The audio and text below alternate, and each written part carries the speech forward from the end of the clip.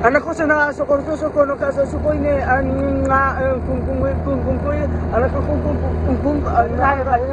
kay ang koy ang kang anak ang hindi ka ang ho รวมที่ไอจีนะ ay na African maroon da hai wan ni ay na sa siya ata ni ay ko itaw เจ้ารวมที่ไฮเราขนาดนั้น welcome back to my channel and please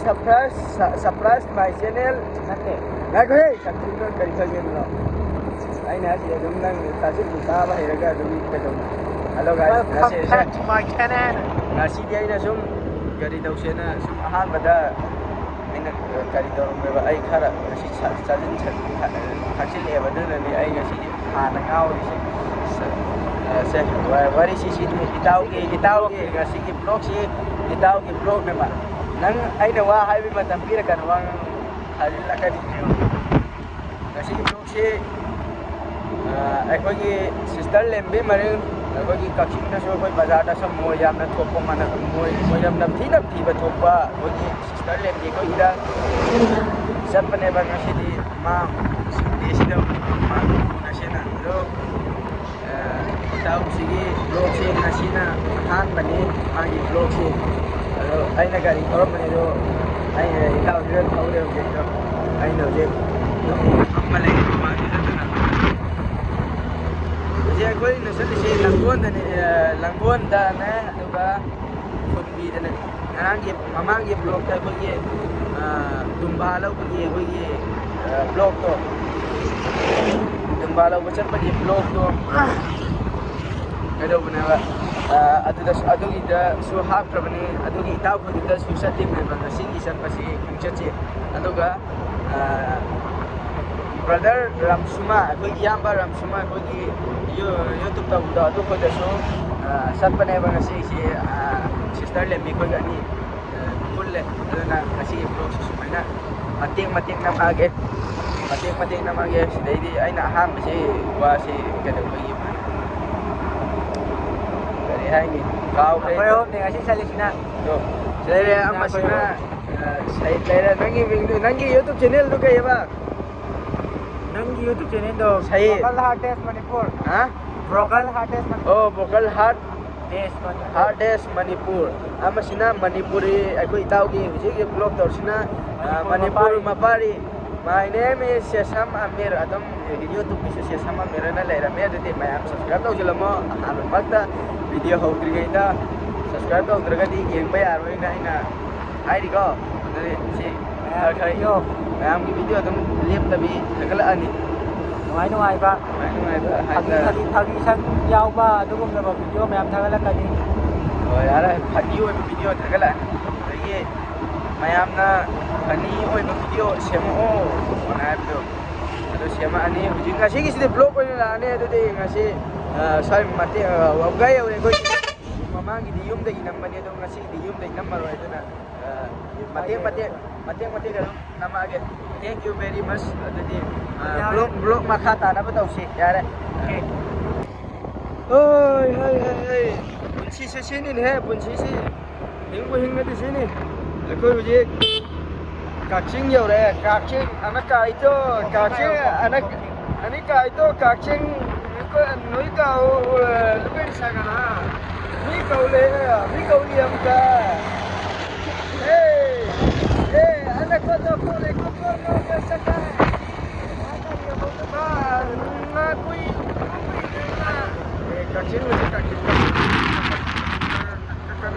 Kacing jauh ya. Kacing bazar hujik jauh silak lebada. Hujik. Kacing bazar. Akhoi kari se pantung hamse. Hujik teng hai re mang tadi ku ya bukan. Nasi dia. Itaw ani si makoy mapun sila sa tribal lambi do ay nabubiran niya mga sidi. Mathakta niya ba sa tor si natro itaw. Mathakta ni lambi na ba ni kairak thabiran niya na. Ha? Oh, sini si gari ko uthani ye. Kenat si am afero ji. Kada bana khara ta tu ga jo mau re. Singa ko sa wati ba nem to no ji kaching ba ja yo sila ko dai ko ni ni si sini ꯀꯛꯆꯤꯡ ꯌꯧꯔꯦ ꯑꯩꯈꯣꯏꯒꯤ ꯄꯟꯊꯨꯡ ꯃꯌꯥꯝ block ꯄꯤꯕ ꯃꯌꯥꯝꯕꯨ ꯑꯍꯥꯟꯕ ꯃꯔꯛꯇꯗ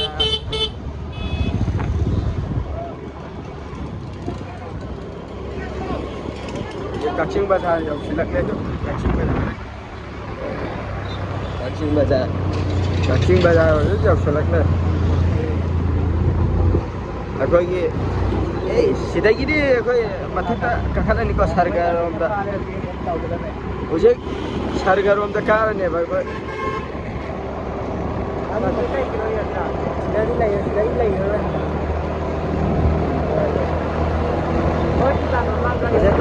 ꯑꯗꯨꯗꯤ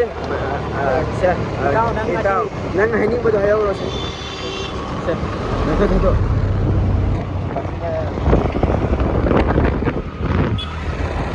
Kacing Bazar yausileko, Kacing Bazar hendoe. Hꯧꯖꯤꯛ Kacing Lamphai yꯧꯔꯛꯑꯅꯤ ꯉꯥꯛꯇꯪ ꯂꯩꯔꯒ ꯑꯗꯨꯅ ꯃꯌꯥꯝꯅ ꯑꯩꯈꯣꯏ ꯉꯁꯤꯒꯤ ꯕ꯭ꯂꯣꯒꯁꯤꯕꯨ ꯂꯣꯏꯐꯥꯎ ꯑꯗꯨꯝ ꯌꯦꯡꯕꯤꯌꯣ. ꯑꯗꯨꯝ ꯀꯠ ꯇꯧꯗꯕꯤꯗ ꯑꯩꯈꯣꯏ ꯑꯗꯨꯝ ꯅꯝꯃꯛꯀꯦ ꯃꯇꯦꯛ ꯃꯐꯝꯗꯨꯒꯤ ꯑꯗꯨꯝ ꯅꯝꯃꯛꯀꯦ. ꯈꯨꯟꯗꯨ ꯂꯥꯟꯗ꯭ꯔꯤꯐꯥꯎ ꯑꯗꯨꯝ ꯀꯠ ꯇꯧꯗꯕꯤꯗ ꯅꯝꯃꯛꯀꯦ. ꯑꯗꯨꯅ ꯉꯁꯤꯒꯤ ꯕ꯭ꯂꯣꯒꯁꯤ ꯃꯌꯥꯝꯅ ꯄꯨꯛꯅꯤꯡ ꯆꯪꯅ ꯕ꯭ꯂꯣग ꯂꯣꯏꯗ꯭ꯔꯤꯐꯥꯎ ꯌꯦꯡꯕꯤꯌꯣ. ꯑꯩꯒꯤ ꯑꯍꯥꯟꯕ ꯕ꯭ꯂꯣꯒꯅꯤ. ꯑꯗꯨꯅ ꯃꯇꯨꯡ ꯇꯥꯔꯛꯄꯗ ꯕ꯭ꯂꯣꯒꯇꯣ ꯀꯩꯅꯣ ꯇꯧꯔꯛꯄ ꯍꯥꯏꯗꯤ ꯑꯅꯧꯕ ꯃꯌꯥꯝꯅ ꯇꯧꯅꯗꯕ ꯀꯟꯇꯦꯟꯁꯨ ꯑꯗꯨꯝ ꯌꯥꯎꯍꯜꯂꯛꯀꯦ. ꯑꯗꯨꯅ ꯃꯌꯥꯝ ꯍꯧꯖꯤꯛ Kacing Bazar ꯍꯦꯟꯗꯣꯛꯑꯦ. ꯍꯧꯖꯤꯛ ꯀꯛꯆꯤꯡꯒꯤ ꯄꯝꯅꯦ ꯃꯌꯥꯝꯁꯤꯡꯁꯤꯅ ꯌꯥꯝ ꯊꯤꯅ ꯐꯕꯅꯦ ꯁꯤ ꯄꯝꯁꯦ. ꯄꯕ꯭ꯂꯤꯛ ꯄ꯭ꯂꯦꯌꯤꯡꯁꯨ ꯌꯥꯎꯍꯜꯂꯛꯀꯦ. ꯑꯗꯨꯅ ꯃꯌꯥꯝ ꯑꯩ ꯕ꯭ꯂꯣꯒꯁꯦ ꯑꯗꯨꯝ ꯐꯨꯜꯗ ꯌꯦꯡꯕꯤꯌꯣ. ꯑꯗꯨꯅ ꯍꯣꯔꯦꯟ Kacing Lamphai ꯌꯧꯔꯀꯥꯟꯗ ꯑꯃꯨꯛ ꯅꯝꯖꯔꯛꯀꯦ ꯃꯌꯥꯝ. ꯅꯪ ꯁꯦꯔꯤꯌꯁꯂꯤ ꯅꯝꯕ ꯌꯧꯅꯤꯡꯕ꯭ꯔꯣ? ꯌꯥꯎꯅꯤꯡꯉꯦ. ꯅꯪ ꯒꯥꯔꯤ ꯂꯥꯏꯁꯦꯟꯁ ꯆꯠꯁꯤꯔꯕ? ꯃꯌꯥꯝ ꯍꯧꯖꯤꯛ ꯀꯩꯅꯣ ꯌꯧꯔꯦ. ꯖꯤꯕꯟ ꯍꯣꯁꯄꯤꯇꯥꯜ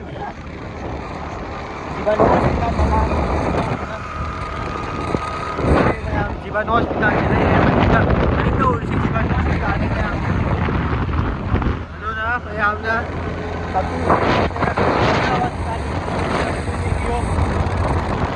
ꯀꯥꯟꯅꯕꯅꯦ. ꯑꯩꯈꯣꯏꯐꯥꯎ ꯑꯃꯨꯛ ꯆꯪꯗ꯭ꯔꯤ. ꯍꯣꯏ ꯄꯥꯏꯔꯦ.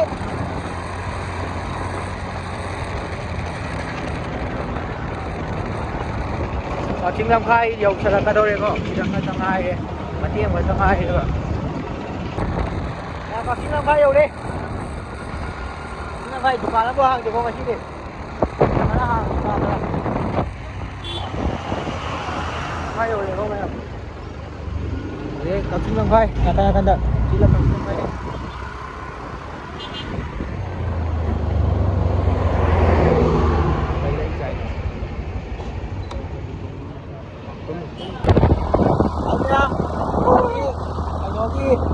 ꯂꯝꯕꯤ ꯊꯧꯕ ꯍꯧꯔꯦ. ꯃꯤꯅꯧ ꯂꯝꯕꯤ ꯊꯧꯕ ꯍꯧꯔꯦ ꯃꯌꯥꯝ. ꯍꯧꯖꯤꯛ ꯆꯠꯂꯤꯕ ꯀꯣꯏꯂꯥꯁꯁꯤ ꯑꯅꯧꯕꯅꯤ. ꯃꯌꯥꯏ ꯂꯝꯕꯤꯗꯒꯤ ꯍꯦꯟꯅ ꯐꯖꯩ. ꯃꯌꯥꯝꯁꯤ ꯌꯦꯡꯕꯤꯌꯨ. ꯑꯩꯈꯣꯏꯒꯤ ꯃꯌꯥꯏ ꯂꯝꯕꯤꯗꯤ ꯁꯨꯃꯥꯏꯅ ꯇꯛ ꯇꯧꯋꯦ. ꯃꯔꯥꯏ ꯂꯝꯕꯤꯅꯤ ꯍꯥꯏꯌꯣ. ꯃꯌꯥꯏ ꯂꯝꯕꯤ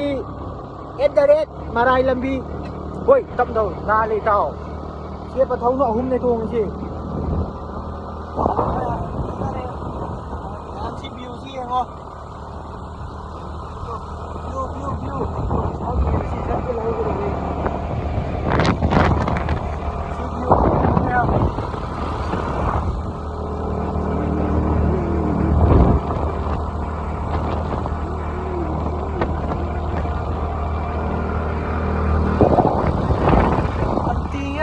Gumpakla mafang sinba sibay otok talumni yang birakanoy kay jay bakhat jay kamoyna yang birakanoy kay jay bakhat jay kamoyna. Yeah. Nandinali ko at yagi sa pamilyo.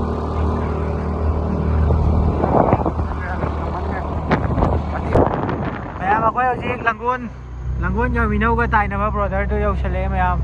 Sisina Langgon gi gate ni mayam. Aduna horen amok Langgon yauramdayda amok haidi Langgon yauре. Haidi akoina chatliba khun do yauramdayda amok kaino tawrage namagi mayam. Hꯧꯖꯤꯛꯀꯤ ꯑꯣꯏꯔꯗꯤ ꯁ꯭ꯋꯥꯏꯗ ꯃꯇꯦꯛꯁꯤ ꯅꯝꯃꯝꯕꯅꯤ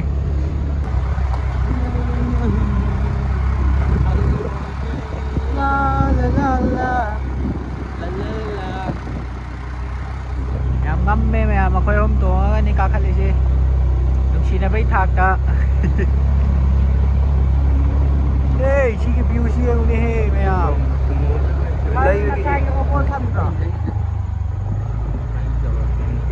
ꯑꯩ ꯍꯧꯖꯤꯛ ꯇꯥꯕ ꯅꯠꯇꯦꯅꯦ ꯏꯇꯥꯎ ꯏꯇꯥꯎ ꯂꯩꯔꯒ ꯎꯅꯔꯝꯃꯒꯦ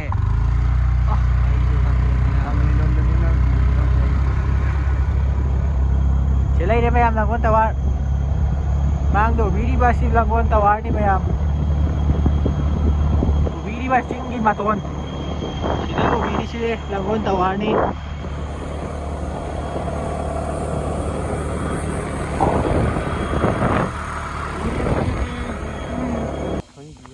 ꯃꯌꯥꯝ ꯍꯧꯖꯤꯛ ꯑꯩꯈꯣꯏꯅ ꯆꯠꯂꯤꯕ ꯃꯐꯝꯗꯨ ꯌꯧꯔꯦꯀꯣ ꯀꯩꯅꯣ ꯁꯤꯒꯤ ꯃꯊꯛꯁꯤꯗꯒꯤ ꯀꯨꯝꯃꯛꯇꯣꯏꯅꯦ ꯁꯤ ꯃꯊꯛꯁꯤꯗꯒꯤ ꯑꯩ ꯀꯨꯝꯃꯛꯇꯣꯏꯅꯦ ꯀꯩꯅꯣ ꯇꯧꯔꯒ ꯑꯩꯈꯣꯏꯅ ꯆꯠꯂꯤꯕ ꯃꯐꯝꯗꯨ ꯌꯧꯔꯦ ꯁꯤꯗ ꯂꯩꯔꯦ ꯏꯇꯥꯎ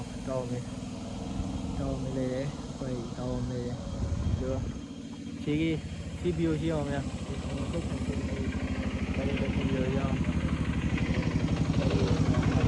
ꯑꯗꯣ ꯁꯤꯒꯤꯁꯤꯗꯅꯤꯀꯣ ꯑꯩꯈꯣꯏ ꯂꯥꯛꯏꯁꯦ ꯁꯤꯁꯦ ꯂꯥꯡꯒꯣꯜꯒꯤ ꯀꯩꯅꯣ ꯇꯧꯐꯝꯗꯨꯗꯅꯦ ꯁꯤ ꯈꯣꯡꯅꯥꯡ ꯃꯈꯣꯡꯁꯤꯗꯩ ꯑꯁꯤ ꯆꯪꯁꯤꯜꯂꯒ ꯑꯗ ꯒꯦꯠ ꯑꯃ ꯂꯩ ꯑꯁꯤꯅ ꯂꯥꯡꯒꯣꯜꯒꯤ ꯇꯋꯥꯔ ꯀꯥꯐꯝꯗꯣ ꯑꯣꯏꯗꯣꯏꯅꯦꯕ ꯑꯗꯨꯒ ꯂꯥꯡꯒꯣꯜ ꯇꯋꯥꯔꯗꯨꯅ ꯑꯁꯤꯗ ꯎꯔꯤꯕ ꯀꯩꯅꯣꯁꯤꯗ ꯂꯩꯔꯦꯀꯣ ꯑꯗꯨꯅ ꯃꯌꯥꯝ ꯁꯤ ꯃꯐꯝꯁꯤ ꯑꯗꯨꯝ ꯐꯖꯩꯀꯣ ꯚ꯭ꯌꯨ ꯄꯣꯏꯟ ꯑꯗꯨꯗꯒꯤ ꯀꯩꯅꯣ ꯂꯣꯏꯅꯃꯛ ꯐꯖꯩ ꯁꯤ ꯚ꯭ꯌꯨ ꯄꯣꯏꯟ ꯀꯩꯀꯥ ꯂꯣꯏꯅꯃꯛ ꯐꯖꯩꯀꯣ ꯑꯗꯨ ꯃꯌꯥꯝ ꯑꯗꯨꯝ ꯀꯣꯏꯕ ꯂꯥꯛꯄ ꯌꯥꯕ ꯃꯐꯝꯅꯤ ꯃꯌꯥꯝ ꯚ꯭ꯌꯨ ꯑꯗꯨꯝ ꯐꯖꯩ ꯐꯣꯇꯣ ꯑꯗꯨꯝ ꯀꯥꯞꯅꯤꯡꯕ ꯈꯣꯠꯅꯤꯡꯕ ꯑꯗꯨꯝ ꯌꯥꯅꯤ ꯑꯗꯨꯅ ꯑꯗꯨꯝ ꯍꯣꯔꯦꯟ ꯃꯇꯥꯡꯒꯤ ꯑꯗꯨꯝ ꯎꯠꯂꯛꯀꯦꯀꯣ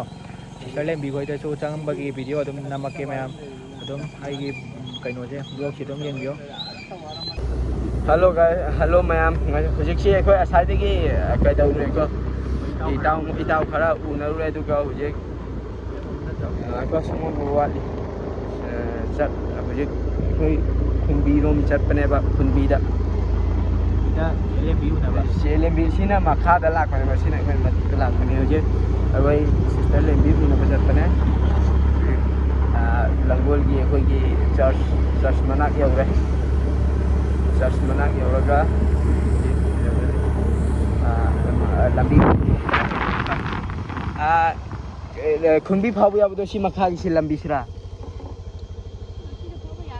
ꯀꯔꯣꯝꯗ ꯌꯥꯒꯦ ꯅꯠꯇꯦ ꯈꯨꯟꯕꯤꯁꯤꯗꯒꯤ ꯐꯥꯎꯕ ꯌꯥꯏ ꯍꯥꯏꯌꯦ ꯈꯣꯡꯅ ꯒꯥꯔꯤꯅ ꯌꯥꯏ ꯍꯥꯏꯈ꯭ꯔꯦꯅꯦ ꯁꯤꯒꯤ ꯁꯤꯗ ꯑꯣ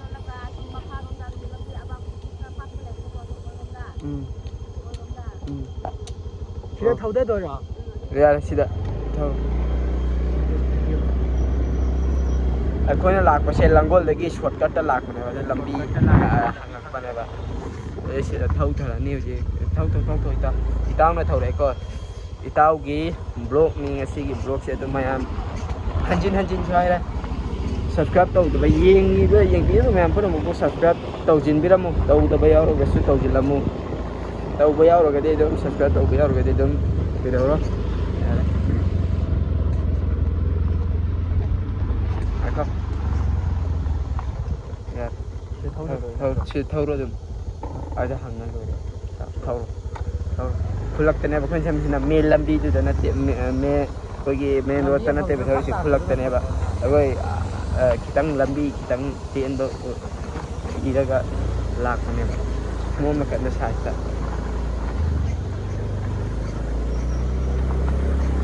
khunbi chatpe abdo sida natra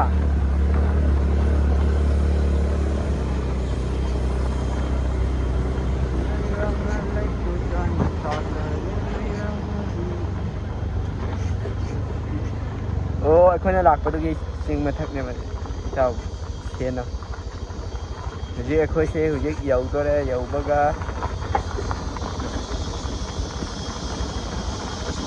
ha tau makha da lambi le mom na kan thau thung ta sidi soi de ꯁꯣꯏꯔꯦ ꯁꯣꯏꯔꯦ ꯑꯁꯨꯝ ꯀꯟꯅ ꯊꯧꯒꯗꯕꯅꯤ ꯑꯩ ꯊꯧꯒꯠꯂꯛꯀꯦ ꯁꯤꯄꯥꯏ ꯏꯇꯥꯎ ꯅꯪꯅ ꯋꯥ ꯈꯔ ꯍꯥꯏꯌꯨꯁꯦ ꯑꯩꯈꯣꯏ ꯂꯥꯡꯒꯣꯜ ꯌꯧꯔꯛꯑꯦ ꯍꯥꯏꯅ ꯍꯥꯏꯔꯒ ꯀꯨꯝꯃꯣ ꯏꯇꯥꯎ ꯅꯪꯁꯨ ꯀꯨꯝꯃꯣ ꯑꯗꯩ ꯃꯌꯥꯝ ꯂꯝꯕꯤ ꯑꯣꯟꯅꯔꯦꯀꯣ ꯂꯝꯕꯤ ꯃꯤꯒꯤ ꯌꯨꯝ ꯇꯥ ꯂꯩꯔꯝꯃꯦ ꯑꯗꯨꯅ ꯁꯣꯝꯗ ꯍꯜꯂ ꯑꯃꯨꯛ ꯆꯠꯂꯅꯤ ꯂꯥꯡꯒꯣꯜꯗꯒꯤ ꯀꯨꯝꯕꯤꯗ ꯆꯠꯂꯤꯅꯦꯕ ꯈꯨꯟꯕꯤꯗ ꯑꯗꯨꯅ ꯑꯩ ꯂꯝꯕꯤ ꯑꯣꯟꯅꯔꯒ ꯂꯩꯔꯝꯃꯦ ꯈꯨꯜꯂꯛꯇ ꯂꯥꯛꯄꯅꯦ ꯑꯗꯨꯅ ꯂꯝꯕꯤꯁꯤ ꯉꯥꯎꯔꯕ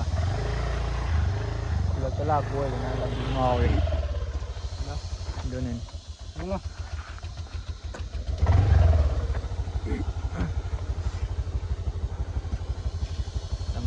ꯂꯥꯡꯒꯣꯜꯗ ꯏꯇꯥꯎ ꯍꯣꯏꯗ ꯆꯪꯉꯨꯔꯦ ꯑꯗꯨꯗꯨꯒ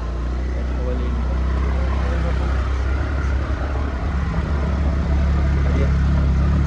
ꯊꯧꯒꯠꯂꯦꯀꯣ ꯍꯟꯗꯛꯇꯤ ꯆꯨꯝꯗꯧꯕ ꯃꯥꯜꯂꯦ ꯁꯤ ꯌꯨꯝ ꯑꯣꯏꯗꯣꯏꯔꯣ ꯂꯝꯕꯤ ꯑꯣꯏꯗꯣꯏꯔꯣ ꯌꯨꯝꯂꯛ ꯑꯣꯏꯗꯣꯏꯅꯤ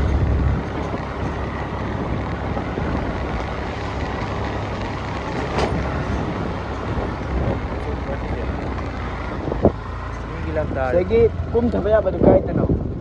ꯈꯨꯟꯕꯤ ꯐꯥꯎꯕ ꯌꯥꯕꯗꯣ ꯁꯤ ꯃꯈꯥꯗ ꯁꯤ ꯃꯈꯥꯒꯤ ꯌꯨꯝ ꯑꯅꯧ ꯑꯃ ꯁꯥꯕꯗꯣ ꯅꯠꯇꯦ ꯂꯥꯛꯄꯗ ꯂꯝꯕꯤ ꯃꯈꯥ ꯆꯪꯕꯗꯣ ꯁꯤꯗ ꯑꯃ ꯌꯨꯝ ꯑꯅꯤ ꯁꯥꯕꯁꯦ ꯑꯗꯩ ꯈꯤꯇꯪꯒ ꯆꯠꯂꯒ ꯒꯥꯔꯗꯦꯟ ꯂꯣꯝꯗꯒꯤ ꯅꯠꯇꯕ ꯂꯝꯕꯤ ꯇꯥꯛꯑꯣ ꯆꯔꯆ ꯃꯈꯣꯡ ꯈꯨꯟꯕꯤꯒꯤ ꯆꯔꯆꯇꯣ ꯑꯗꯨ ꯃꯈꯣꯡꯗ ꯇꯥꯕ ꯌꯥꯕ ꯃꯤ ꯅꯠꯇ꯭ꯔꯒ ꯈ꯭ꯔꯦꯅꯦ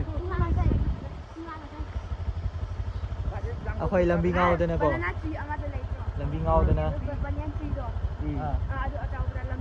ꯑꯗꯨ ꯅꯠꯇꯕꯤꯗ ꯁꯤꯃꯣꯝꯗ ꯁꯝꯕ ꯌꯥꯕ ꯍꯥꯏꯈ꯭ꯔꯦꯅꯦ ꯑꯍꯟꯅ ꯂꯩ ꯍꯥꯏꯌꯦ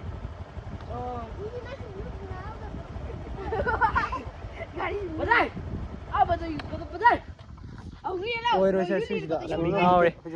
ꯃꯌꯥꯝ ꯂꯝꯕꯤ ꯉꯥꯎꯔꯦꯀꯣ ꯂꯝꯕꯤ ꯉꯥꯎꯔ ꯂꯩꯔꯦ ꯁꯤꯗ ꯀꯟꯅ ꯍꯪꯅꯕꯅꯦ ꯂꯝꯕꯤ ꯉꯥꯎꯔ ꯂꯩꯔꯦ ꯂꯩꯇꯦ ꯁꯤꯗ ꯆꯠꯄ ꯌꯥꯏꯌꯦꯅ ꯍꯥꯏꯌꯦꯕ ꯑꯗꯨꯅꯤ ꯂꯝꯕꯤ ꯉꯥꯎꯔꯦꯀꯣ ꯃꯌꯥꯝ ꯊꯣꯡꯅ ꯀꯥꯏꯋꯥꯏꯗ ꯁꯤꯗ ꯒꯥꯔꯤ ꯊꯧꯗꯕ ꯌꯥꯗꯦ ꯃꯌꯥꯝ ꯑꯗꯨꯗꯤ ꯀꯣꯏꯔ ꯑꯃꯨꯛ ꯆꯠꯇꯣꯔꯦꯀꯣ ꯅꯥꯎ ꯆꯠꯂꯦ ꯑꯗꯨꯗꯤ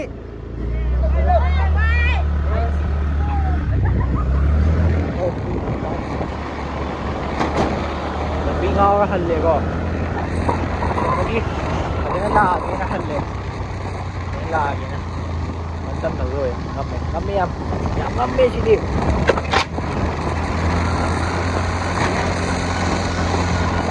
ꯋꯥꯁꯨ ꯋꯥꯔꯦ ꯌꯥꯝ ꯉꯁꯥꯏ ꯑꯌꯨꯛ ꯄꯨꯡ ꯀꯩꯅꯣꯗꯩ ꯂꯥꯛꯄꯅꯦꯕ ꯄꯨꯡ 5 ꯑꯗꯥꯏꯗ ꯌꯨꯝ ꯈꯨꯟꯕꯤ ꯐꯥꯎꯕ ꯌꯥꯕ ꯂꯝꯕꯤꯗꯨ ꯀꯔꯝꯕꯅꯣ ꯈꯨꯟꯕꯤ ꯐꯥꯎꯕ ꯌꯥꯕ ꯂꯝꯕꯤꯗꯣ ꯑꯁꯤꯗꯒꯤ ꯅꯠꯇꯕ ꯑꯅꯛꯄꯗ ꯁꯨꯃꯣꯝꯗꯒꯤ ꯐꯥꯎꯕ ꯌꯥꯏ ꯍꯥꯏꯌꯦ ꯁꯤ ꯃꯈꯥꯗ ꯕꯤꯜꯗꯤꯡ ꯑꯃ ꯂꯩꯕꯗꯣ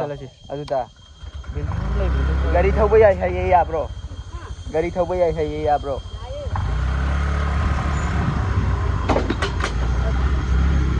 ꯒꯥꯔꯤ ꯃꯌꯥꯝ ꯂꯝꯕꯤ ꯉꯥꯎꯔꯦꯀꯣ ꯂꯝꯕꯤ ꯉꯥꯎꯕꯁꯦ ꯑꯉꯥꯡ ꯆꯠꯂꯤ ꯑꯩꯈꯣꯏ ꯆꯠꯄꯗꯤ ꯆꯠꯂꯦ ꯂꯝꯕꯤ ꯉꯥꯎꯕꯗꯣ ꯁꯤꯁꯇꯔ ꯂꯝꯕꯤ ꯈꯣꯏ ꯌꯨꯝꯗꯣ ꯁꯤ ꯂꯝꯕꯤꯁꯦ ꯑꯃꯐꯥꯎ ꯆꯠꯇꯕꯅꯤꯅ ꯉꯥꯎꯕꯅꯦꯕ ꯑꯩꯈꯣꯏꯁꯦ ꯑꯗꯨꯗꯨꯅ ꯑꯁꯣꯝꯗꯩ ꯀꯣꯏꯔ ꯆꯠꯂꯅꯤꯀꯣ ꯍꯟꯗꯛꯇꯤ ꯐꯖꯅ ꯑꯩꯈꯣꯏꯅ ꯑꯈꯪꯕꯗꯨꯗ ꯑꯣꯏꯅ ꯆꯠꯂꯁꯤ ꯊꯣꯛꯂꯣ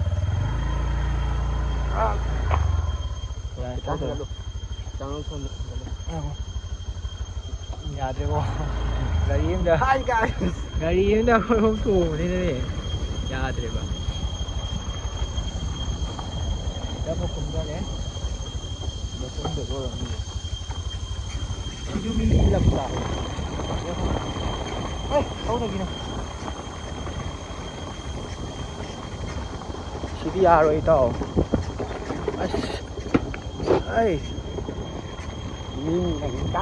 ꯑꯗꯩ ꯃꯌꯥꯝ ꯍꯣꯔꯦꯟ ꯑꯣꯏꯅ ꯅꯝꯃꯛꯑꯒꯦꯀꯣ ꯕ꯭ꯂꯣꯛꯁꯦ ꯍꯣꯔꯦꯟ ꯂꯝꯕꯤꯗꯣ ꯐꯖꯅ ꯈꯪꯉꯀꯥꯟꯗ ꯂꯝꯕꯤ ꯐꯖꯅ ꯈꯪꯉꯀꯥꯟꯗ ꯅꯝꯃꯛꯑꯒꯦ ꯃꯌꯥꯝ ꯂꯝꯕꯤ ꯃꯌꯥꯝ ꯀꯩꯅꯣ ꯇꯧꯔꯦꯀꯣ ꯂꯝꯕꯤ ꯈꯪꯉꯦ ꯑꯗꯨꯒ ꯂꯝꯕꯤꯗꯣ ꯌꯥꯝ ꯉꯝꯃꯦ ꯃꯊꯛꯇꯩꯅꯤꯀꯣ ꯊꯧꯗꯔꯤꯁꯦ ꯌꯥꯝ ꯉꯝꯃꯦ ꯂꯝꯕꯤꯗꯣ ꯂꯝꯕꯤ ꯌꯥꯝ ꯉꯝꯃꯦꯀꯣ ꯃꯊꯛꯇꯩ ꯊꯧꯗꯔꯤꯅꯦ ꯑꯩꯈꯣꯏ ꯍꯧꯖꯤꯛ ꯁ꯭ꯇꯥꯔꯠ ꯃꯨꯠꯊꯠꯂꯒ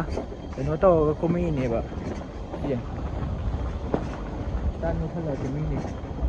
ꯑꯗꯨꯒ ꯁꯤꯗ ꯑꯃꯨꯛ ꯀꯨꯝꯊꯗꯣꯏꯕ ꯑꯁꯤꯗꯤ ꯀꯨꯝꯒꯦꯍꯦ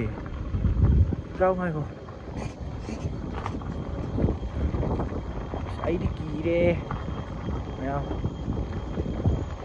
ꯕ꯭ꯔꯦꯛꯁꯨ ꯀꯟꯅ ꯐꯥꯖꯜꯂꯦ ꯑꯗꯨꯝ ꯆꯦꯜꯂꯦ ꯀꯅꯥꯅꯣ ꯑꯩꯒꯤ ꯁꯒꯟꯗ ꯑꯃ ꯄꯩꯔꯛꯏ ꯁꯒꯟꯅ ꯁꯨꯃꯣꯝꯗꯅ ꯁꯒꯟ ꯆꯣꯛꯊꯕ ꯌꯥꯗ꯭ꯔꯦꯀꯣ ꯌꯥꯗ꯭ꯔꯦ ꯃꯌꯥꯝ ꯌꯥꯗ꯭ꯔꯦ ꯂꯝꯕꯤ ꯐꯖꯅ ꯉꯝꯃꯦꯀꯣ ꯂꯝꯕꯤ ꯌꯥꯝ ꯉꯝꯃꯦ ꯑꯁ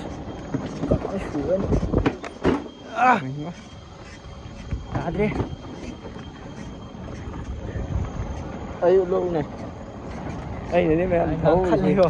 ꯑꯩꯈꯣꯏ ꯏꯇꯥꯎꯃꯦꯅꯅꯤꯀꯣ ꯊꯧꯔꯤꯁꯦ ꯂꯝꯕꯤ ꯀꯩꯅꯣ ꯇꯧꯔꯒ ꯑꯗꯨ ꯎꯆꯤꯟ ꯍꯧꯖꯤꯛ ꯁꯨꯃꯥꯏꯅ ꯇꯥꯔꯦ ꯂꯝꯁꯦ ꯁꯨꯃꯥꯏꯅ ꯇꯥꯔꯦ ꯍꯧꯖꯤꯛ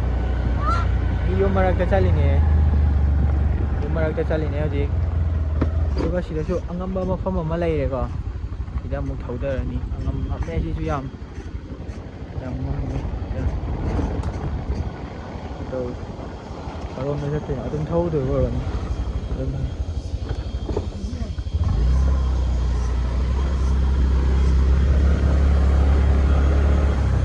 ꯃꯔꯛꯇꯅꯦ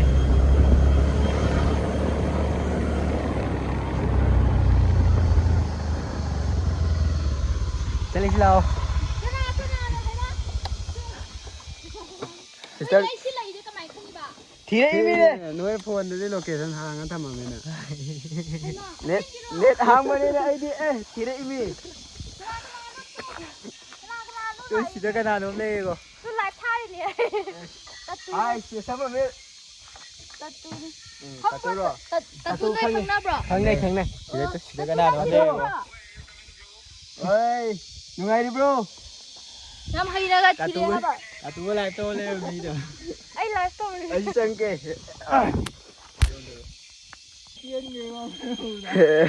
ꯑꯩꯈꯣꯏ ꯎꯕꯗ ꯆꯦꯟꯈ꯭ꯔꯦꯀꯣ ꯅꯪ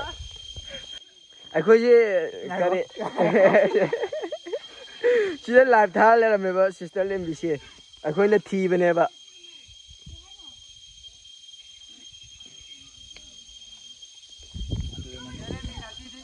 ꯁꯤꯁꯇꯔ ꯂꯦꯝꯕꯤꯁꯤ ꯉꯔꯥꯡꯗꯤ ꯊꯤꯕꯅꯦꯕꯀꯣ ꯉꯔꯥꯡꯗꯤ ꯊꯤꯕꯗꯣ ꯐꯪꯗꯕ ꯉꯁꯤꯗꯤ ꯐꯪꯉꯦ ꯑꯁꯨꯝꯕ ꯍꯥꯏꯗꯕꯒꯤ ꯂꯥꯛꯄꯅꯤꯅ ꯍꯥꯏꯒꯦꯁꯦ ꯉꯥꯏꯈꯣꯁꯦ ꯉꯥꯏꯈꯣ ꯍꯥꯏꯗ꯭ꯔꯤꯀꯥꯟꯗ ꯉꯥꯏꯈꯣ ꯍꯥꯏꯗ꯭ꯔꯤꯉꯩꯗ ꯍꯥꯏꯗ꯭ꯔꯤꯀꯥꯟꯗ ꯆꯠꯁꯤ ꯂꯥꯛꯑꯣ ꯌꯨꯝ ꯌꯧꯔꯒ ꯍꯥꯏꯔꯒꯦ ꯁꯦ ꯌꯥꯔꯦ ꯐꯥꯒꯤ ꯇꯧꯔꯅꯨ ꯌꯥꯔꯁꯦ ꯁꯦ ꯁꯤꯁꯇꯔ ꯂꯦꯝꯕꯤ ꯁꯤ ꯂꯩꯔꯦꯁꯦ ꯕ꯭ꯂꯣꯛ ꯃꯆꯥ ꯑꯃ ꯇꯧꯁꯤꯁꯦ ꯁꯤꯁꯇꯔ ꯂꯦꯝꯕꯤ ꯍꯧꯖꯤꯛ ꯐꯪꯉꯦꯕ ꯑꯩ ꯂꯩꯔꯦ ꯁꯤꯗ ꯃꯌꯥꯝ ꯄꯨꯔꯅꯤꯀꯣ ꯑꯩꯈꯣꯏ ꯌꯨꯝꯗ ꯁꯤꯁꯇꯔ ꯂꯦꯝꯕꯤꯁꯤ ꯃꯥꯒꯤ ꯃꯐꯝꯁꯤ ꯑꯩꯈꯣꯏ ꯁꯨꯈꯪ ꯈꯪꯗꯦꯕ ꯑꯗꯣ ꯑꯩꯈꯣꯏꯅ ꯂꯥꯛꯏꯁꯤꯅ ꯍꯥꯏꯗꯣꯛꯁꯤꯔ ꯏꯇꯥꯎ ꯑꯩꯈꯣꯏꯁꯤ ꯂꯪꯒꯣꯜꯗꯒꯤ ꯍꯧꯖꯤꯛꯇ ꯑꯩꯈꯣꯏꯒꯤ ꯂꯪꯒꯣꯜꯗꯒꯤ ꯁꯨꯃꯣꯝꯗ ꯆꯔꯆꯀꯤ ꯂꯝꯕꯤꯗꯣ ꯑꯗꯨ ꯂꯥꯛꯄꯁꯤ ꯑꯩꯈꯣꯏꯅ ꯂꯪꯒꯣꯜꯗ ꯑꯩꯈꯣꯏ ꯏꯇꯥꯎꯗ ꯀꯔꯤ ꯍꯪꯕꯅꯦꯕ ꯂꯝꯕꯤ ꯍꯪꯕꯅꯦꯕ ꯂꯝꯕꯤ ꯁꯨꯃꯣꯝꯗꯒꯤ ꯆꯠꯄ ꯌꯥꯕ꯭ꯔꯥꯅ ꯑꯁꯤ ꯂꯪꯒꯣꯜꯗꯒꯤ ꯐꯥꯎꯕ ꯌꯥꯕ꯭ꯔꯥꯅ ꯆꯔꯆꯀꯤꯗꯒꯤ ꯐꯥꯎꯕ ꯌꯥꯕꯅꯤ ꯑꯗꯨꯅ ꯍꯦꯟꯅ ꯅꯛꯄꯅꯦꯅ ꯍꯥꯏꯔꯛꯄꯅꯦꯕ ꯑꯗ ꯂꯥꯛꯄꯅꯦꯕ ꯂꯥꯛꯄꯁꯤꯗ ꯑꯁꯤ ꯆꯤꯡ ꯃꯊꯛꯇ ꯇꯥꯈ꯭ꯔꯦꯕ ꯑꯩꯈꯣꯏꯁꯦ ꯑꯗꯒꯤ ꯂꯝꯕꯤ ꯈꯣꯡꯅ ꯐꯥꯎꯕ ꯌꯥꯏ ꯒꯥꯔꯤ ꯊꯧꯗꯕ ꯌꯥꯗꯦ ꯍꯥꯏꯕ ꯑꯗꯒꯤ ꯑꯍꯜ ꯑꯃꯗ ꯍꯪꯉꯒ ꯂꯥꯛꯄꯅꯦꯕ ꯁꯨꯃꯣꯝ ꯅꯥꯀꯟꯗ ꯑꯗꯨꯅ ꯑꯍꯟꯗꯣ ꯂꯥꯛꯄ ꯀꯥꯟꯗ ꯂꯩꯔꯦꯟ ꯃꯃꯤꯠꯀꯤ ꯑꯗꯨꯃꯥꯏꯅ ꯍꯥꯟꯅ ꯁꯥꯗꯣꯛꯑꯁꯤꯔꯀꯣ ꯂꯩꯔꯦꯟ ꯃꯃꯤꯠꯀꯤ ꯑꯗꯨꯃꯥꯏꯅ ꯁꯥꯗꯣꯛꯑꯁꯤꯔꯕ ꯁꯤꯁꯇꯔ ꯂꯦꯝꯕꯤꯁꯤ ꯑꯩꯈꯣꯏ ꯂꯥꯛꯄ ꯀꯥꯟꯗ ꯀꯤꯈ꯭ꯔꯦꯀꯣ ꯍꯦꯛꯇ ꯃꯥꯏ ꯃꯅꯥꯛꯇ ꯍꯦꯛꯇ ꯀꯩꯗꯧ ꯁꯔꯄ꯭ꯔꯥꯏꯖ ꯇꯧꯕꯁꯤꯗ ꯑꯩꯈꯣꯏ ꯁꯤꯁꯨꯅꯦ ꯁꯤꯁꯇꯔ ꯂꯩꯔꯝꯕꯗꯣ ꯑꯩꯈꯣꯏꯅ ꯀꯩꯅꯣ ꯇꯧꯔꯤꯅꯦꯕ ꯑꯩꯈꯣꯏ ꯁꯤ ꯁꯣꯂꯣꯝ ꯆꯠꯂꯒ ꯂꯝꯕꯤ ꯐꯥꯎꯕ ꯌꯥꯕ꯭ꯔꯥ ꯌꯦꯡꯒꯦ ꯇꯧꯅꯦꯕ ꯁꯤꯁꯇꯔ ꯂꯦꯝꯕꯤ ꯎꯕꯁꯤꯗ ꯑꯩꯈꯣꯏ ꯃꯐꯝ ꯅꯣꯏꯁꯨ ꯕ꯭ꯂꯥꯏꯟꯗ ꯆꯪꯁꯤꯜꯂꯤꯅꯦꯕ ꯕ꯭ꯂꯥꯏꯟꯗ ꯆꯪꯉꯛꯄꯗ ꯃꯣꯏꯁꯦ ꯊꯦꯡꯅꯈꯤꯕꯩꯅꯤ ꯃꯣꯏ ꯑꯩ ꯀꯩꯅꯣ ꯇꯧꯕꯩ ꯅꯠꯇꯦ ꯊꯦꯡꯅꯈꯤꯕꯩꯅꯤ ꯃꯣꯏ ꯑꯁꯦꯡꯕꯗꯤ ꯅꯔꯥꯡꯗꯒꯤ ꯍꯥꯏꯕꯅꯦꯕꯀꯣ ꯁꯦ ꯂꯥꯏꯚ ꯊꯥꯔ ꯂꯩꯁꯦ ꯅꯔꯥꯡꯗꯒꯤꯅꯦ ꯀꯇꯨꯒ ꯂꯥꯏꯞ ꯊꯥꯔ ꯂꯩꯔꯝꯃꯦ ꯁꯤꯗ ꯉꯁꯤ ꯁꯤꯗ ꯂꯥꯏꯞ ꯂꯩ ꯊꯥ ꯂꯩꯔꯝꯃꯦꯀꯣ ꯂꯥꯏꯞ ꯊꯥ ꯂꯩꯔꯝꯃꯦ ꯑꯩꯈꯣꯏ ꯆꯠꯀꯅꯤ ꯍꯥꯏꯕꯗꯣ ꯁꯤꯗ ꯂꯩꯔꯝꯃꯦ ꯑꯗꯨꯅ ꯍꯧꯖꯤꯛ ꯄꯨꯔꯅꯤ ꯆꯦꯂꯤꯝꯗꯤ ꯊꯦꯡꯅꯁꯦ ꯍꯥꯏꯗꯤ ꯍꯥꯏꯔꯝꯕꯅꯦꯕ ꯑꯗꯣ ꯑꯩꯅ ꯍꯣꯏ ꯊꯦꯡꯅꯁꯦ ꯍꯥꯏꯗꯤ ꯍꯥꯏꯈꯤꯕꯅꯦꯕ ꯑꯗꯣ ꯀꯣꯜꯁꯨ ꯐꯥꯎꯅꯗꯦ ꯍꯧꯖꯤꯛ ꯍꯧꯖꯤꯛ ꯃꯌꯥꯝ ꯀꯩꯅꯣ ꯁꯤꯁꯇꯔ ꯂꯦꯝꯕꯤ ꯊꯦꯡꯅꯔꯝꯃꯦꯀꯣ ꯑꯗꯨꯒ ꯍꯧꯖꯤꯛ ꯃꯣꯏꯒꯤ ꯃꯆꯤ ꯈꯨꯟꯗ ꯑꯩꯈꯣꯏ ꯃꯆꯤ ꯈꯨꯟꯗ ꯆꯠꯇꯣꯏꯅꯦꯕ ꯑꯩꯈꯣꯏ ꯍꯧꯖꯤꯛ ꯁꯤꯗ ꯂꯥꯛꯏꯁꯦ ꯃꯆꯤ ꯈꯨꯟꯗ ꯆꯠꯂꯅꯤ ꯑꯗꯨꯗꯨꯒ ꯃꯆꯤ ꯈꯨꯟꯗꯣ ꯌꯦꯡꯉꯝꯃꯅꯤ ꯍꯧꯖꯤꯛ ꯁꯤꯁꯇꯔ ꯂꯦꯝꯕꯤ ꯈꯣꯏꯒꯤ ꯆꯔꯆ ꯃꯈꯣꯡ ꯌꯧꯁꯜꯂꯦꯀꯣ ꯆꯔꯆ ꯃꯈꯣꯡ ꯌꯧꯁꯜꯂꯦ ꯁꯤꯗ ꯑꯩ ꯎꯠꯂꯛꯀꯦ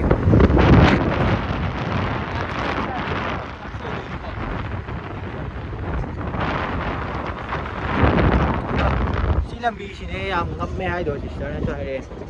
ꯌꯥꯝ ꯉꯝꯃꯦ ꯍꯥꯏꯗꯣ ꯁꯤ ꯂꯝꯕꯤꯁꯤ ꯑꯣꯏꯗꯣꯏꯅꯦ ꯑꯗꯨꯒ ꯁꯤꯗꯒꯤꯅ ꯀꯩꯅꯣ ꯇꯥꯔꯦ ꯃꯦꯟ ꯔꯣꯗ ꯇꯥꯔꯦꯀꯣ ꯁꯤꯗꯒꯤꯅ ꯃꯌꯥꯝꯒꯤ ꯆꯠꯐꯝ ꯑꯗꯨꯝ ꯃꯦꯟ ꯔꯣꯗ ꯇꯥꯔꯦ ꯀꯣꯏꯂꯥꯁ ꯊꯥꯔꯒ ꯑꯗꯨꯝ ꯂꯩꯌꯦ ꯁꯤꯗ ꯃꯥꯅ ꯑꯩꯈꯣꯏꯁꯤ ꯀꯩꯁꯨ ꯂꯩꯇꯕ ꯃꯑꯣꯡꯗꯅꯦ ꯃꯥꯅ ꯈꯜ ꯂꯩꯔꯛꯏꯁꯦ ꯚꯤꯗꯤꯑꯣ ꯁꯤꯁꯤꯅ ꯀꯩꯅꯣ ꯇꯧꯔꯦꯕ ꯁꯤꯁꯇꯔ ꯂꯦꯝꯕꯤ ꯈꯣꯏ ꯈꯨꯟꯗꯨꯅꯦ ꯁꯤꯁꯤꯅ ꯃꯣꯏꯒꯤ ꯁꯤꯁꯇꯔ ꯂꯦꯝꯕꯤ ꯈꯣꯏ ꯈꯨꯟꯗꯣ ꯉꯁꯤꯗꯤ ꯁꯟꯗꯦꯅꯤꯅ ꯃꯤ ꯌꯥꯝ ꯂꯩꯌꯦ ꯅꯍꯥꯟꯃꯨꯛ ꯂꯥꯛꯑꯝꯕꯗꯨꯗꯗꯤ ꯃꯤ ꯂꯩꯇꯕꯅꯦ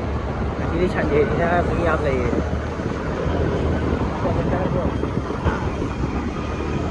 ꯂꯩꯌꯦꯀꯣ ꯁꯤꯁꯇꯔ ꯂꯦꯝꯕꯤ ꯈꯣꯏ ꯈꯨꯟ ꯃꯊꯛꯇ ꯊꯧꯒꯠꯂꯒ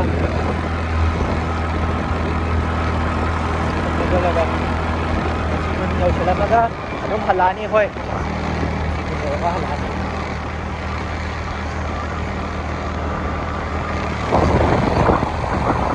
mày mà chị còn nhiều cái tầm cả năm giờ kìa em hầu dính mà chị yêu đấy có mà chị gì chị mai rồi đấy này chị mai rồi đấy mà em hầu dính chị to mình có phơi lên bí mà đến thiêng nha thiêng rồi mà chúng ta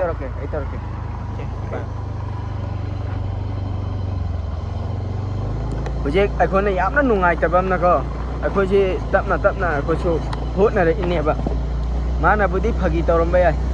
ꯍꯥꯏꯁꯤꯔ ꯍꯥꯏꯔꯣꯏꯁꯤꯔ ꯃꯥꯅ ꯑꯩꯈꯣꯏꯗ ꯍꯥꯏꯍꯧꯔꯤꯗꯨꯒꯗꯤ ꯃꯤꯡꯗꯤ ꯄꯜꯂꯣ ꯑꯣ ꯌꯨꯇꯨꯕꯔꯅꯦꯕ ꯃꯥꯁꯤ ꯑꯩꯈꯣꯏꯁꯨ ꯌꯨꯇꯨꯕꯔꯅꯦꯕ ꯑꯗꯣ sister ꯂꯦꯝꯕꯤꯗꯤ ꯅꯠꯇꯦꯀꯣ sister ꯂꯦꯝꯕꯤꯗꯤ ꯅꯠꯇꯦ ꯁꯤꯁꯇꯔ ꯂꯦꯝꯕꯤ ꯎꯅꯔꯤꯅ ꯁꯤꯁꯇꯔ ꯂꯦꯝꯕꯤꯗꯤ ꯅꯠꯇꯦꯕ ꯑꯩꯈꯣꯏ ꯍꯧꯖꯤꯛ ꯁꯤꯁꯇꯔ ꯂꯦꯝꯕꯤ ꯎꯅꯔꯛꯄꯗꯨꯗ ꯑꯩꯈꯣꯏꯗ ꯀꯔꯤ ꯈꯔ ꯍꯥꯏꯔꯛꯄ ꯇꯥꯔꯦ ꯑꯩꯈꯣꯏꯗ ꯈꯤꯇꯪ ꯀꯔꯤꯝꯅꯕꯨ ꯑꯣꯏ ꯀꯩ ꯑꯣꯏ ꯍꯥꯏꯔꯛꯄ ꯇꯥꯔꯦ ꯃꯥꯅ ꯐꯥꯒꯤ ꯇꯧꯔꯝꯃꯁꯨ ꯑꯩꯈꯣꯏꯅ ꯀꯔꯤꯝꯅꯕꯨ ꯑꯣꯏꯅ ꯈꯜꯂꯦ ꯃꯥꯒꯤ ꯋꯥꯉꯥꯡꯗꯨꯅ ꯕꯤꯍꯥꯔꯗꯒꯤꯔꯥꯌꯦ ꯑꯩꯁꯦ ꯃꯅꯤꯄꯨꯔꯗ ꯈꯥꯒꯦꯝꯕꯩ ꯍꯥꯛꯇꯛꯇꯩ ꯂꯩꯔꯛꯏꯕ ꯑꯩꯁꯤꯕꯨ ꯃꯥꯅ ꯕꯤꯍꯥꯔꯗꯒꯤꯔꯥꯅ ꯍꯪꯉꯛꯏꯁꯤ ꯁꯤꯕꯨ ꯃꯤ ꯁꯥꯎꯅꯤꯡꯕ ꯋꯥꯍꯩ ꯅꯠꯇ꯭ꯔꯕ ꯑꯗꯣ ꯑꯩꯅ ꯍꯧꯖꯤꯛ ꯚꯤꯗꯤꯑꯣꯅ ꯁꯦꯝꯃꯛꯏꯁꯤꯗꯤ ꯑꯩ ꯊꯋꯥꯏ ꯅꯨꯡꯉꯥꯏꯃꯟꯗꯕꯒꯤꯅꯤꯀꯣ ꯃꯥꯁꯤ ꯑꯩꯅ ꯀꯩꯗꯧꯔꯨꯕ ꯂꯩꯇꯦꯕ ꯃꯉꯣꯟꯗ ꯑꯩꯈꯣꯏꯗꯤ ꯃꯥꯒꯤ ꯐꯦꯟ ꯑꯃ ꯑꯣꯏꯅ ꯑꯗꯨꯝ ꯌꯦꯡꯖꯔꯃꯤ ꯑꯩꯈꯣꯏ ꯀꯩꯗꯧꯅꯁꯤ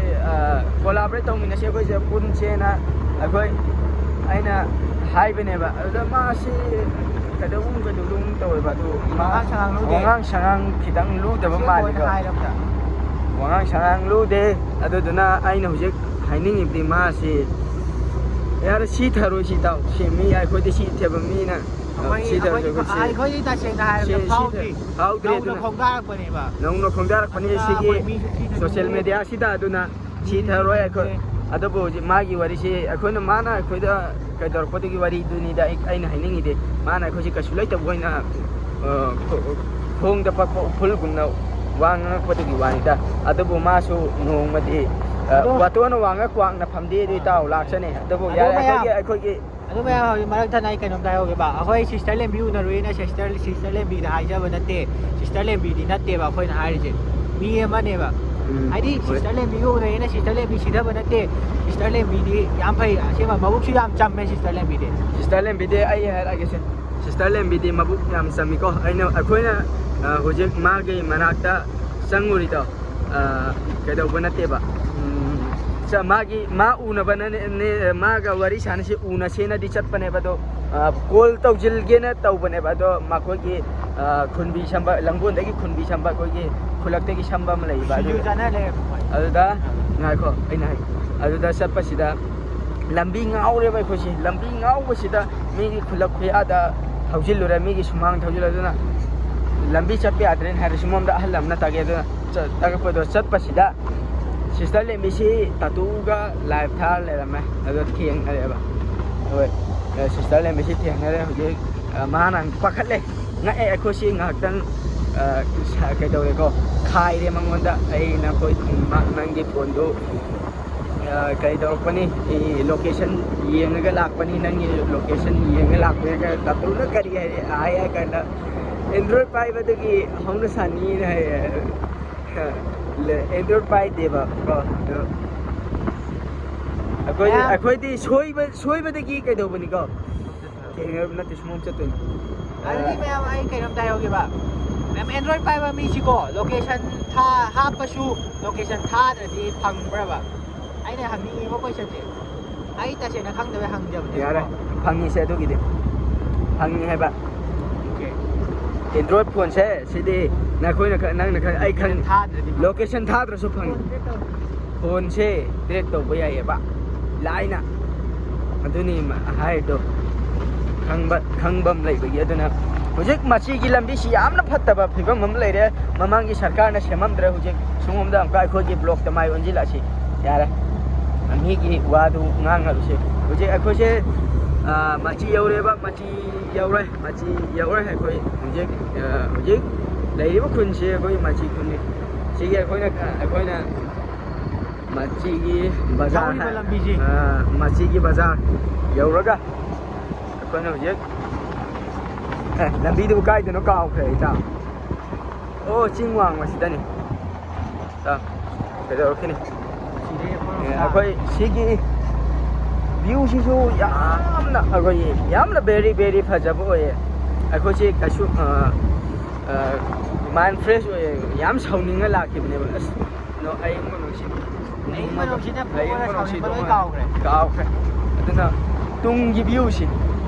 yamna interesting oi ba hai tare yamna kari baya kada ba view ne ba ai de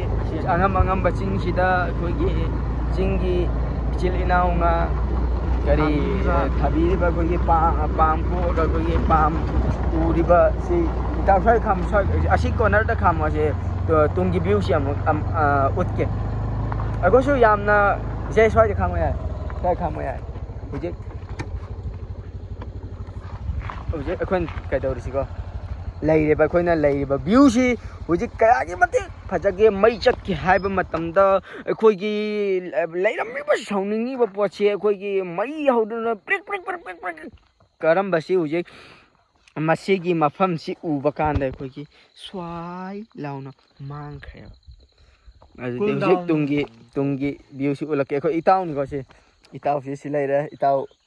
taw nangi kari se kari nangi blog ni se kari haning mo hayo se mafam je kari si mafam je yamna nungai asema chingi jini naw sing na thabi ba lafu adagi ma'am thai ko lau adagi si se uba kan da pukning hu na asema yam thi tam na urba chingya gi thel da na taw da aduni ko ida khoi sait am je lai ra ko broken heart sana thoy broken heart days asi ma di chakre video number ya ro na amasi di tungi view as mai thina phajaja ni he to chingya khoi gi machi khunni ko si machi khunni agoi chingi sil naw sing na pam ko pas le re chinglo si le re asida le re khoi ye khoi machi khun yo re na machi gi khun yai yo re khoi church mara yo ka do re ko church mara yo ka do re duga khoi machi da so khoi gi tao mulu dunia sini machi kun agar lamlong da so ko gi itaw ma thing ngagan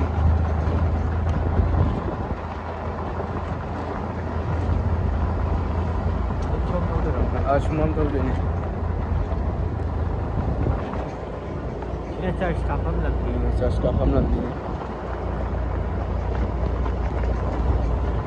sẽ đồ không em? Giờ không dùng ta và làm gì đây bắt thâu tụi xin nó không dùng mà đây cái là ngắt thế là smom đây bắt thâu tụi cái đó xin nó coi làm luôn smom cái thâu tụi cái này ngay blog xin để coi cái gì coi nào vậy ꯅꯝꯕ ꯑꯣꯏꯅ ꯇꯧꯔꯦꯀꯣ ꯍꯣꯏ ꯈꯛꯇꯒꯤꯅꯦ ꯅꯝꯃꯤꯁꯦ ꯉꯁꯤꯗꯤ ꯍꯟꯇꯤꯛ ꯂꯣꯏ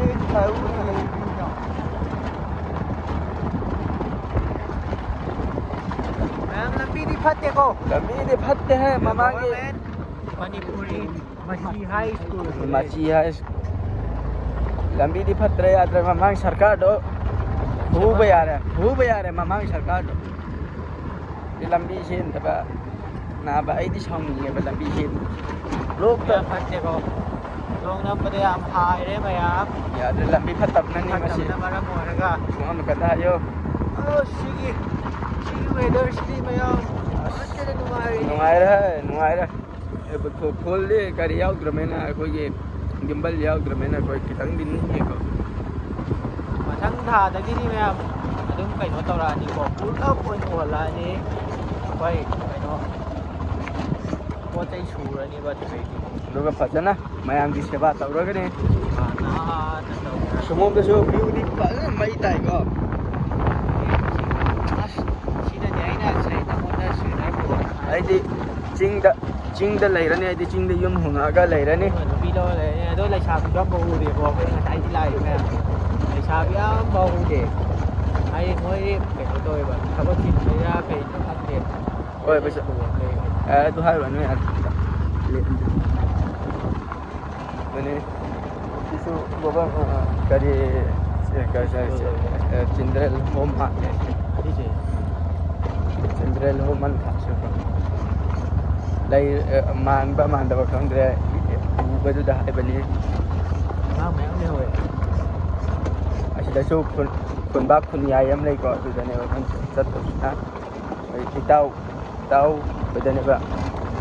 ꯂꯥꯡꯒꯣꯜꯗꯁꯨ ꯏꯇꯥꯎ ꯂꯩꯔꯦ ꯑꯗꯒꯤ ꯈꯨꯟꯕꯤꯗꯁꯨ ꯑꯩꯈꯣই ꯏꯇꯥꯎ ꯂꯩꯔꯦꯕꯀꯣ ꯁꯤ ꯃꯆꯤꯒꯤ ꯏꯇꯥꯎ ꯈꯣꯏꯗ ꯂꯥꯛꯄꯅꯦꯕ ꯃꯆꯤꯒꯤ ꯂꯝꯕꯤꯁꯤꯗꯤ ꯌꯥꯗ꯭ꯔꯦ ꯐꯠꯇ꯭ꯔꯦꯕ ꯌꯥꯝ ꯐꯠꯇ꯭ꯔꯦ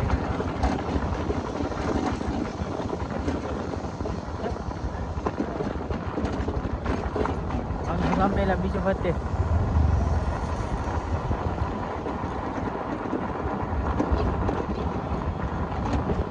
ꯌꯥꯝ ꯉꯝꯃꯦ ꯉꯝꯃꯦ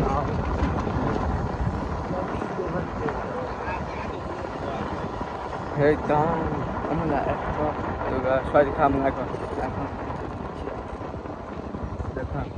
ꯑꯁꯣꯝ ꯅꯥꯀꯟꯗꯅꯤ ꯆꯪꯉꯝꯒꯦ ꯈꯝꯃꯝꯃꯨ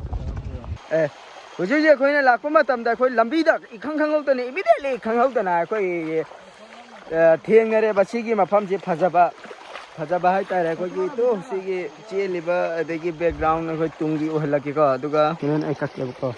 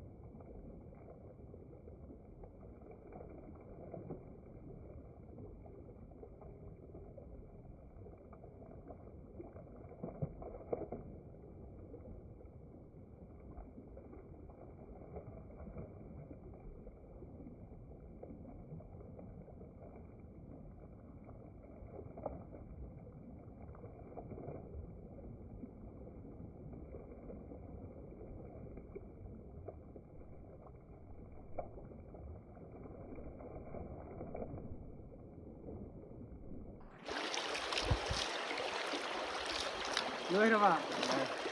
ꯑꯩꯈꯣꯏ ꯏꯇꯥꯎꯁꯤ ꯀꯣ ꯗꯤ ꯕꯔꯥ ꯇꯧꯔ ꯂꯨꯡꯂꯛꯁꯤꯗ ꯀꯣ ꯆꯠꯂꯦ ꯑꯩꯈꯣꯏ ꯏꯇꯥꯎ ꯗꯤ ꯕꯔꯥ ꯑꯅꯤꯁꯤ ꯗꯤ ꯕꯔꯥ ꯇꯧꯔ ꯆꯠꯈ꯭ꯔꯦ ꯑꯗꯣ ꯑꯩꯁꯨ ꯚꯤꯗꯤꯑꯣ ꯅꯝꯃꯤ ꯏꯇꯥꯎꯒꯤ ꯚꯤꯗꯤꯑꯣ ꯀꯟꯅ ꯅꯝꯃꯤ ꯑꯩꯈꯣꯏ ꯁꯤ ꯏꯇꯥꯎꯁꯤꯅ ꯀꯦꯃꯦꯔꯥꯃꯦꯟꯅꯤ ꯑꯩꯈꯣꯏꯒꯤ ꯕ꯭ꯔꯣꯀꯟ ꯍꯥꯔꯠ ꯄꯦꯖꯀꯤ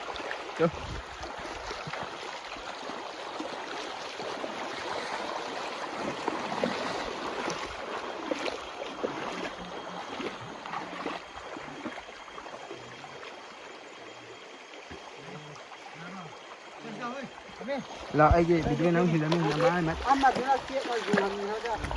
ꯐꯣꯇꯣ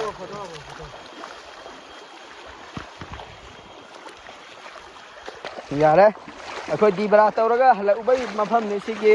ꯑꯀꯣꯏꯕꯁꯤꯗꯣ ꯐꯖꯩꯌꯦꯕ ꯁꯤ ꯈꯨꯕꯝ ꯑꯃ ꯂꯩꯔꯦ ꯁꯨꯃꯣꯟ ꯅꯥꯀꯟꯗꯅ ꯁꯤ ꯂꯩꯔꯦ ꯃꯐꯝꯁꯤ ꯁꯤꯅꯤ ꯀꯣ ꯑꯗꯨꯒ ꯑꯥꯗ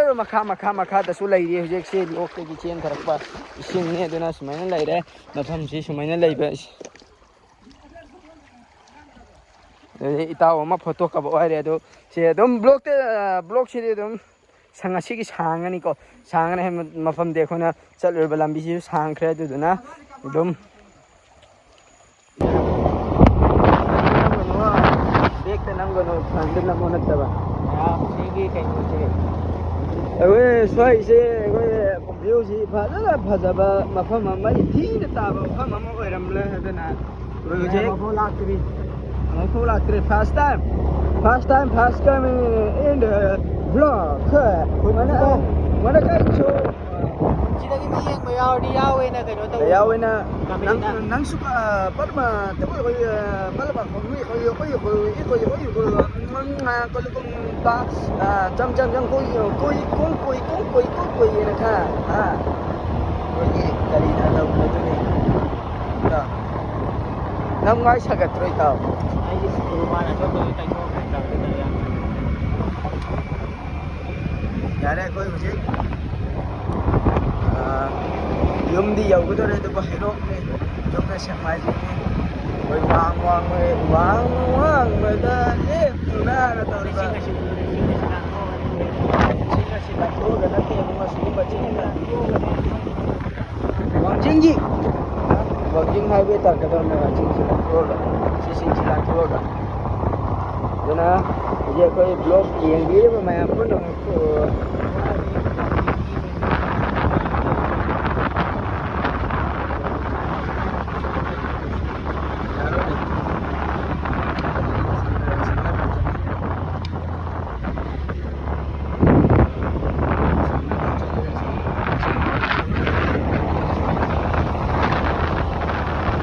Cào kém sao bên